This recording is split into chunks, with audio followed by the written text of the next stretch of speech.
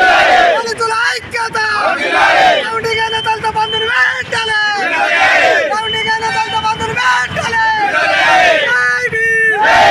జై భీమ్ దళితుల ఐక్యత దళితుల ఐక్యత దళితుల ఐక్యత రెండో విడత దళిత బంధువులు అందరూ లబ్ధిదారులతో కలిసి గౌరవ అంబేద్కర్ గారి విగ్రహానికి నివాళులు అర్పించిన అనంతరం ఒక లేఖను అందజేయడం జరిగింది.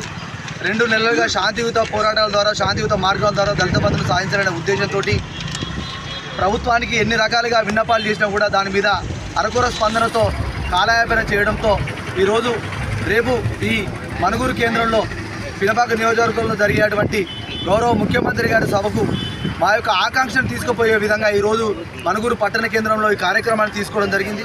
ఇప్పటికైనా తక్షణమే గౌరవ ముఖ్యమంత్రి గారు గౌరవ మంత్రిమండలి స్పందించి వెంటనే జరగబోయే క్యాబినెట్లో ఖచ్చితంగా దళిత బంధును ఒక చట్ట రూపం తీసుకురావాలని మేము డిమాండ్ చేస్తున్నాం. ఎందుకంటే పథకాలు తీసుకొస్తున్నారు దళితుల అభ్యున్నతి కోసం, దాన్ని కాలయాపన చేసి దాన్ని మళ్ళీ మరుగున పడే కార్యక్రమం చేస్తున్నారు. కాబట్టి ఒక చట్ట రూపం తీసుకురావాలి. 12 జరిగే క్యాబినెట్లో దీన్ని ఖచ్చితంగా దళిత బంధు నిధులను వెంటనే విడుదల చేయాలి. గౌరవ కలెక్టర్ గారి దగ్గర గ్రౌండింగ్ అయినటువంటి నిధులను లబ్ధిదారుల ఖాతాల్లో జమ చేయాలి. లేని పక్షంలో ఖచ్చితంగా పార్లమెంట్ ఎన్నికల్లో మా సత్తా ఏంటిదో దళితుల సత్తా ఏంటిదో ఖచ్చితంగా చూపిస్తాం.